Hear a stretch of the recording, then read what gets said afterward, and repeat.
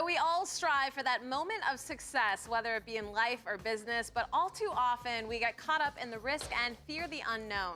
But risk and taking chances could be the only way to achieve your goals. And to talk more about this, author and strategic consultant Scott Steinberg joins us now. Thanks so much. Good to see you. It's my pleasure. How you doing this morning? I'm fantastic. You know, dealing with a little bit of the early morning as you are. I know we talked during the break, but good to have you. So let's talk about career and risks and all that good stuff. So why would you say that people should take more risks generally when it comes to life and business? Right. Well, I think one of the common mistakes that we make is that as the world is changing around us, different things are happening, oftentimes we get a little bit fearful of change, right? We're kind of hardwired not to like change. We like that comfortable groove. The trouble is if the world is changing around us, if the job market is changing in front of us, people want different skills tomorrow than they will today, then you have to do things differently. It's not about avoiding risk, but rather being a little bit more risk averse. So you have to take very smart risks. You just have to be a little bit intelligent about where you place your bets. Make sure you get those skills today that will be in demand tomorrow, but doing the same thing over and over and over again while the world changes around us, not a recipe for success. It's great advice, and I like how you said a smart risk. So how can you kind of tell what's the difference between a smart risk and one that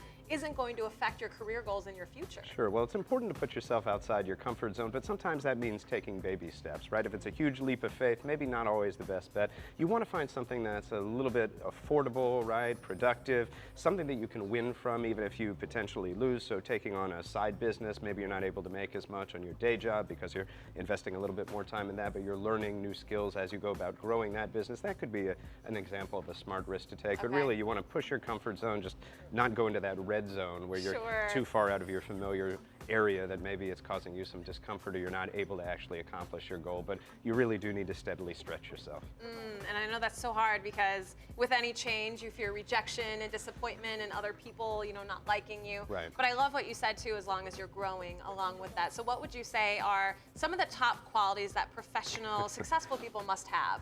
Yeah, well, it's important to be courageous, like we were talking about, and to get over some of those fears, because really you have to ask for what you want, and then you have to think about where you want to be and what you can do to go about getting from that roadmap from today to tomorrow. So a big piece of that may be volunteering for new things at work. It may be taking on new roles, new responsibilities, going back to school, taking online programming courses, doing anything you can to try and increase your skill set. If you think about your skills, your talents, like tools in a toolbox, the more that you have to draw upon, the more successful that you can be. But really, again, it is a process of steadily pushing yourself. Steadily pushing yourself, of course, it's what you talk about in your book. Congrats, great achievement here. Make change work for you.